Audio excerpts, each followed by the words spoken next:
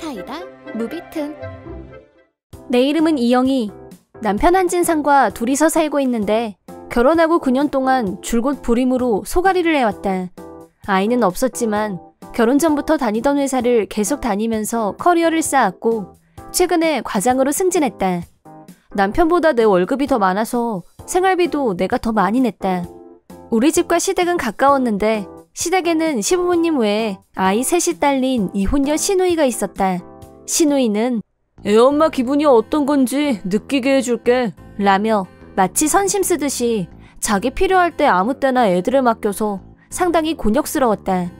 어떤 때는 시댁으로 호출해서 애들을 맡기기도 했지만 남편은 아이를 무척 원했기 때문에 시누이 애들과 같이 있는 걸 좋아했다. 따라서 남편은 내가 시누이한테 이용당하는 기분이 들어서 불쾌해한다는 걸 전혀 눈치채지 못했다.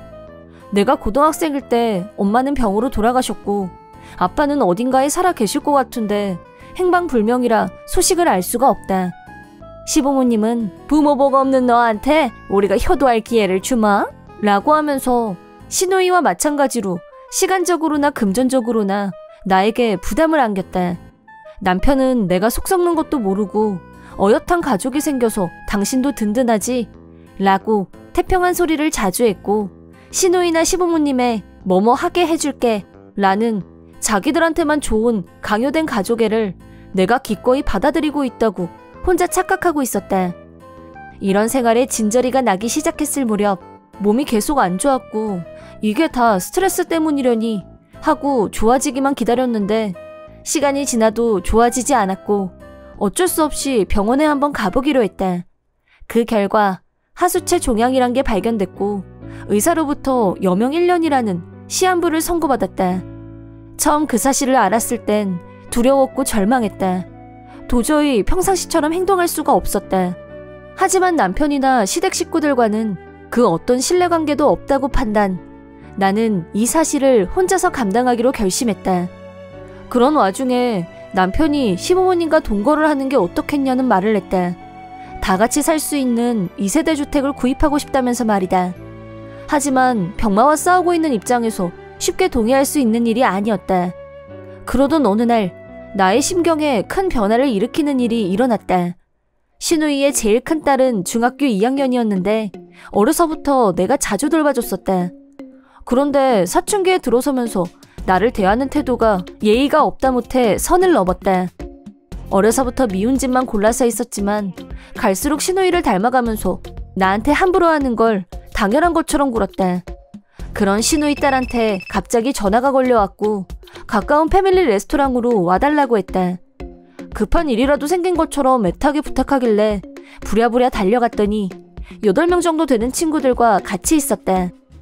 무슨 일이니? 무슨 일로 연락한 건데? 내가 걱정스럽게 묻자 시누이 딸이 작은 소리로 우리 먹은 거 계산 좀 해 라고. 야! 이 아줌마는 엄마나 다름없거든? 오늘 우리한테 한턱 쏜대. 우리 친엄마는 짠순이에 개짜증나는데 이 아줌마는 돈도 많고 절대 짜증 안 내니까 마음 놓고 시켜. 너 이러려고 나 불렀니? 엄마가 딸 부탁 들어주는 기분이 이런 거야. 얼른 계산해. 시누이 딸은 건방지게 내 종아리를 걷어차면서 명령조로 말했다. 그 순간 내 안에서 무언가 툭 하고 끊어지는 기분이 들었다. 나는 계산대로 가지 않고 밖으로 나와서 단숨에 건너편 쪽으로 길을 건넜고 패밀리 레스토랑 반대편에서 택시를 탔다. 택시를 타고 집으로 왔고 핸드폰이 계속해서 울렸지만 받지 않았다. 이 일을 계기로 내 인내심의 한계점이 무너졌고 나는 남편과 시댁 식구들에게 복수를 다짐했다. 복수 1단계로 시부모와 남편이 계속해서 졸라대던 2세대 주택 계약을 수락했다. 예전부터 시누이는 자기는 시부모님과 같이 살아주고 있는 거라면서 생활비를 한 푼도 안 내고 있었다. 그런데도 시누이는 이것저것 요구가 많았고 안 들어주면 버럭버럭 화를 냈는데 그 모든 이기적인 요구를 들어주겠다고 대답했다. 시누이 딸이 자기 엄마한테 일렀는지 시누이한테서 몇 번이나 전화가 걸려왔다. 옳게 사람이 왜 그래? 아니 조카가 도와달라고 부탁했는데 그걸 개무시하는 법이 어디 있어? 얘는 외숙모한테 엄마 기분을 느끼게 해주려고 생각해서 그랬다는데 어떻게 애 마음을 그렇게 몰라줄 수가 있냐고. 엄마처럼 생각했다는 애가 어떻게 다리를 걷어차요? 그렇게 버릇없게 구는데 어떻게 부탁을 들어주겠어요? 계속 그럴 거야? 됐고 당장 잘못했다고 사과해. 평소라면 100% 신우이 편을 들었을 남편이 2세대 주택 문제가 걸려있는 상황이라서 그랬는지 어쩐 일로 내 편을 들었다. 내 기분이 틀어져서 눈앞에 와 있는 2세대 주택 계약이 물거품이 될까봐 조바심 상태인 남편을 제대로 이용하기로 했다. 2세대 주택 계약서에 사인을 하고 몇 달 후 집은 부분적인 인테리어만 남겨두고 있었고 나는 남편에게 비밀로 하고 회사를 퇴직했다. 매달 갚아야 하는 은행 대출금은 남편 수입으로는 혼자 감당하기 힘들 정도로 거액이었고 내가 5.5, 남편이 4.5의 비율로 지불할 예정이었다. 첫 계약금은 부부 공동통장에서 지불을 완료했다. 시부모와 시누이는 돈 씀씀이가 해픈데다 일하는 걸 싫어했다. 세 사람의 전 재산을 합쳐도 거의 0에 가까웠다. 남편 혼자서는 절대 대출금을 감당할 수 없었고 시부모는 세금을 제대로 내지 않아서 연금수당을 받을 수도 없었고 시누이는 파트 근무를 짧게 하는 게 다였다.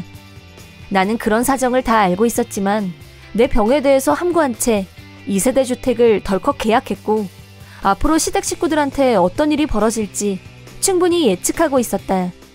아무도 모르게 신변 정리를 하다가 남편과의 추억이 담긴 물건이며 사진들이 나왔다.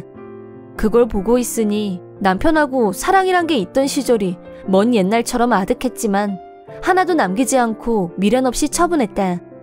내 몸의 변화도 내가 신변 정리를 하고 있다는 것도 전혀 눈치채지 못하는 남편에게 내 감정도 이미 말라 있었기 때문이다. 행방불명 상태인 아버지에게 혹여 피해가 갈 수도 있지만 무책임하게 집을 나간 아버지 덕에 내가 겪었던 피해도 그에 못지 않기 때문에 이걸로 서로 퉁치는 걸로, 그리고 내 체력의 한계를 절실히 감지했을 때 가입했던 생명보험을 해약했다. 신변 정리를 완벽하게 끝낸 건 2세대 주택이 완성되기 직전이었다. 그때까지는 병을 숨기고 일상생활을 유지했지만 결국 무너졌고 병원에 실려갔다. 그리고 남편은 처음으로 내가 여명이 얼마 남지 않았다는 걸 알게 됐다. 남편도 충격을 먹었는지 한동안은 아무 말도 못하고 넋을 잃고 있었다. 그 상태로 시댁에 가서 내가 곧 죽는다는 말을 시댁 식구들 앞에서 울면서 했다고 한다. 다음 날 잔뜩 화가 난 얼굴로 시부모와 시누이가 병실로 들어섰다. 조금 있으면 집이 완성되는데 이 판국에 죽을 병이라니. 이게 말이 돼? 너 언제부터 알고 있었어? 이렇게 중대 사안을 왜 말을 안 했어? 이제 와서 우리 돈을 어쩌라는 거야? 우리가 돈 없는 건 누구보다 잘할 거 아니야? 살 날이 얼마 남지 않은 사람한테 자기들 걱정만 하는 인간들을 보면서 역시 복수하길 잘했단 생각이 들었다. 그날 큰 조카한테 무시당하고 나니까 정신이 번쩍 들더라고요. 나를 함부로 한 사람들한테 복수해야겠다 라고. 그 일만 아니었어도 저도 복수까진 생각 안 했을 거예요. 뭐래니? 그럼 이게 다 내 딸 탓이란 거야? 이게 다 무슨 소리야? 알아듣게 좀 말해. 시누이 딸은 시어머니와 시누이한테 단단히 혼이 난 후 울면서 나한테 사과했다. 하지만 식구들한테 완전히 미움털이 박히고 말았다. 일단 어린애고 하니 그 정도에서 시누이 딸에 대한 복수는 일단락 짓기로 했다. 남편은 병원에 올 때마다 울면서 미안하다고 했고 정말 무슨 방법이 없는 거냐며 안달을 냈지만 이미 모든 게 끝난 상태였다. 부탁이야. 나만 두고 가는 거 반칙이야. 솔직히 말해. 내가 아니라 대출금 갚을 길이 막막해서 이러는 거지 당신? 날 뭘로 보고 그래. 그것도 있지만 앞으로 우리 아기도 낳고 가족이 늘어나는 걸 기대했단 말이야. 어떻게 우리한테 이런 일이 생겨? 이럴 줄 알았으면 당신한테 내가 더 잘했어야 됐는데. 잃어버리기 전에 소중함을 깨달았어야지. 이젠 늦었어. 그런 말 하지 마. 나 이제 어떡하라고 자꾸 그래. 곧 죽을 사람한테 묻지 말고 스스로 생각해봐. 앞으로 한 달이 될지 하루가 될지 모르는 상황에서 나보다 더 불안과 공포에 떨고 있는 시댁 식구들을 보면서 니들도 고생 좀 해봐라 라고 속으로 비웃었다. 나는 남편과 부부인 상태로 임종을 맞이하고 싶지 않았기 때문에 입원 중에 이혼이 성립됐다. 보험을 해약했기 때문에 입원비를 사비로 부담해야 했고 남편과 시댁 식구들에게 정신적 피해 보상을 청구했다. 평소 알고 지내던 변호사에게 사정을 설명하자 내 입장에 서서 모든 일처리를 완벽하게 처리해줬다. 덕분에 남편, 시부모, 시누이한테서 거액의 위자료를 받아내게 됐다. 그 후 나한테 빌붙어서 마련하려고 했던 2세대 주택은 돈이 없어서 이사도 못 해보고 매각하게 됐다. 그런데도 남편과 시댁 식구들은 빚더미에 올라앉게 됐고 앞으로 남은 인생을 빚에 허덕이며 살게 될 것이다. 남편은 이게 다 나를 함부로 대한 시누이와 시어머니 탓이라며 가족과 손절했다. 시댁 식구들은 원래 살고 있던 집도 이미 매각한 뒤여서 그 집에서도 못 살고 이사를 나와야 했다. 모두 6식구가 겨우 방 2개짜리 집으로 이사를 했다고 한다. 마지막으로 인간 말종들을 단죄하고 마음을 깨끗하게 비운 나는 병원에서 여생을 정리할 생각으로 있었다. 그런데 어느 순간부터인가 몸이 조금씩 좋아지는 기분이 들었다. 병원 침대에서 일어나 산책하는 시간도 늘어났고 체력이 조금씩 좋아지는 게 불가사의하게 느껴졌는데 어느 날 검사를 통해서 병의 진행이 멈췄다는 걸 알게 됐다. 약물 치료와 함께 체력 보강을 위해 가벼운 운동요법을 병행한 결과 수술을 받을 수 있을 만큼 체력이 회복됐다. 수술은 아주 성공적으로 끝났고 입원한 지 3달 만에 퇴원한 후 홀로 서기가 시작됐다. 내가 다시 살아났다는 사실은 전 남편에겐 알리지 않았다. 이혼 후 남편 및 시댁 식구들과는 완전히 남남이었고 퇴원 후 얼마 동안은 위자료와 저금으로 생활했다. 얼마 후 병원에서 직장에 다녀도 좋다는 말을 들었고 다니던 직장으로 복귀하게 됐다. 새 삶과 함께 자유까지 얻은 나는 제2의 인생을 힘차게 걸어가고 있다. 이번 영상은 어떠셨나요? 재밌게 보셨다면 구독, 좋아요에 댓글까지 달아주시면 감사하겠습니다. 그럼 다음 영상에서 만나요.